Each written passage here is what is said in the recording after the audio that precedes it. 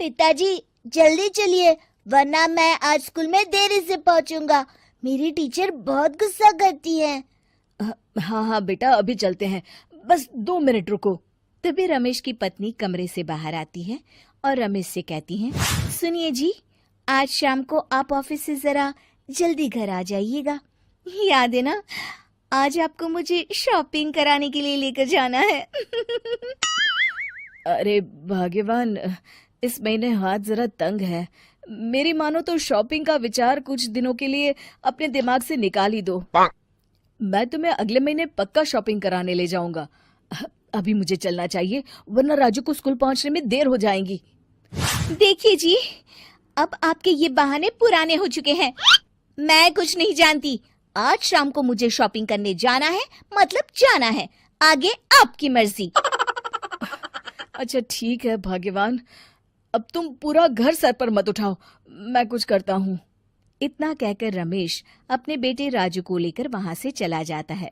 घर से निकलने के लिए रमेश जैसे ही अपनी मोटरसाइकिल शुरू करता है, तभी उसकी माँ उसे आवाज देकर कहती है, अरे रमेश, आज शाम को मुझे कुछ पैसे दे देना। याद है ना, मैंने तुझसे कहा था कि मुझे मंदिर में चढ़ावा चढ़ाना है।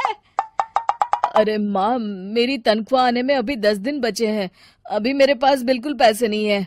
हाँ, मेरी तनख्वाह मिलते ही मैं तुम्हें पैसे दे दूंगा।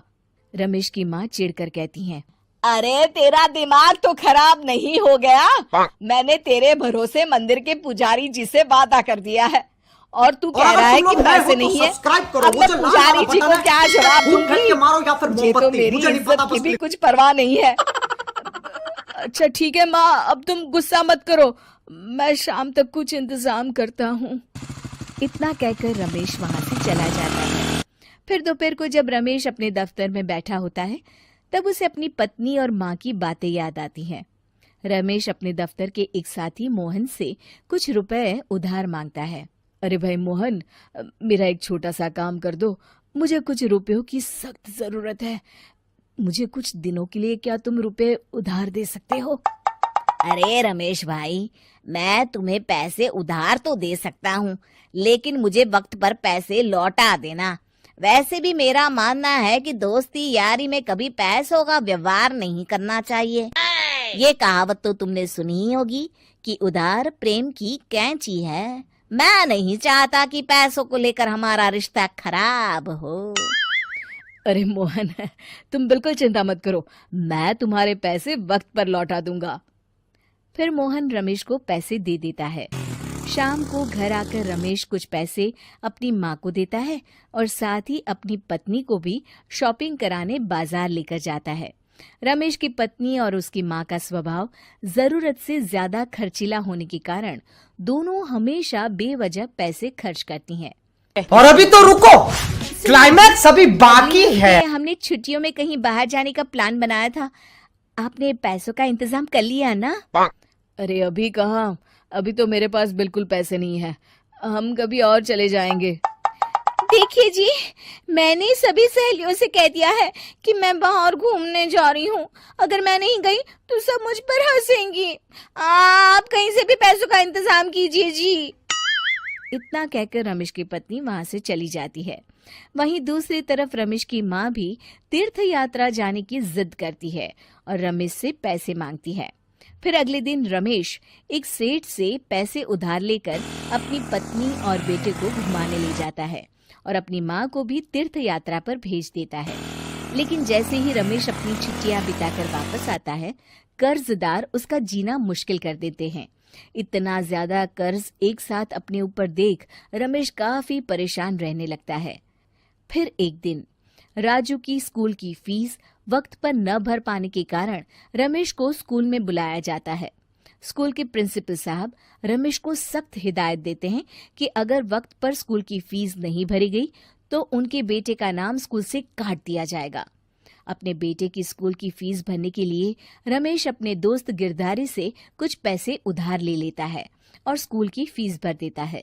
रमेश की माँ और उसकी पत्नी खर्चे और घर की जिम्मेदारी संभालते संभालते धीरे धीरे रमेश पूरी तरह कर्ज में डूब जाता है और तभी एक दिन दफ्तर में काम करते समय रमेश की तबीयत अचानक बिगड़ जाती है और वो बेहोश होकर गिर पड़ता है। उसे जल्दी से पास के एक अस्पताल में भर्ती कराया जाता है। रमेश के घर वालों को ये बात पता चल जाती है तो वे सभी अस्पताल पहुंचते हैं। अस्पताल के डॉक्टर साहब उन्हें बताते हैं, देखिए, देर रात तक जागने और जरूरत से ज्यादा काम करने की वजह से इन्हें चक्कर आ गया था। बेहतर यही होगा कि इन्हें कुछ दिनों के लिए पूरी तरह आराम करने दिया जाए।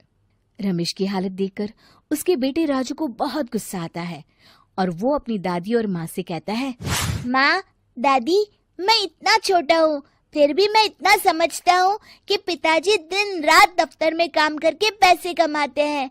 पिताजी अकेला पूरा घर संभालते हैं और आप दोनों अपने फिजूल के खर्चों के लिए उन पर दबाव डालते रहते हैं। आज पिताजी की हालत के जिम्मेदार तो आप दोनों हैं। राजू की समझदारी भरी बातें सुनकर रमेश की माँ और पत्नी को अपनी गलती का एहसास होता है और दोनों की आंखों में आंसू आ जाते हैं। फिर कुछ दिनों के बाद रमेश की तबीयत एकदम अच्छी हो जाती है और वो पहले की तरह अपने काम पर जाने लगता है। रमेश की माँ और पत्नी अब उसे किसी प्रकार की कोई तकलीफ नहीं देते और ना ही उससे किसी चीज की मांग करते हैं। फिर देखते ही देखते रमेश अपने कर्ज के सारे पैसे चुका देता है। उसकी जिंदगी पहले की तरह अच्छी हो जाती है और वो अपने परिवार के साथ खुशी खुशी रहने लगता है। शिक्षा, हमारे रिश्ते एक तराजू की तरह होते हैं जिसकी दोनों ओर जिम्मेदारी और समझदारी का वजन बराबर होना चाहिए। और अगर तुम लोग नए हो तो सब्सक्राइब करो, वो जो लाल वाला बटन है उस पर फूट फेंक के मारो या फिर मोमबत्ती, मुझे नहीं पता, बस क्लिक। हमको ना प्लास्टिक वाला चुनौती से बढ़िया स्टील वाला चुनौती लगता है। चुनौतियाँ भुलाता बहुत है ना भैया, तो इसीलिए स्टील वाला नहीं लेते, महंगा पड़ता है। गरीब आदमी है तो क्या, ठीक है जैसा चल रहा है। बात किए थे किस बारे में? अच्छा हाँ, वो रोड का जो बता रहे, हाँ बात हुई उनसे। एग्जैक्ट डेट कमिट कर पाना तो अभी थोड़ा मुश्किल है, पर है सब अंडर प्रोसेस ही है। जैसे ही इंफॉर्मेशन आती है मैं सबसे पहले देख रहा है विनोद, अंग्रेजी बोल बोल के कैसे बात को घुमाया जाता है। सड़क तो बड़का भारी बात है भैया, वो हमारे पैखानवा बनने वाला था है, तो उसमें दीवार खड़ा कर दिए, अभी तक लैट्रिन के सीटवे नहीं लगा है।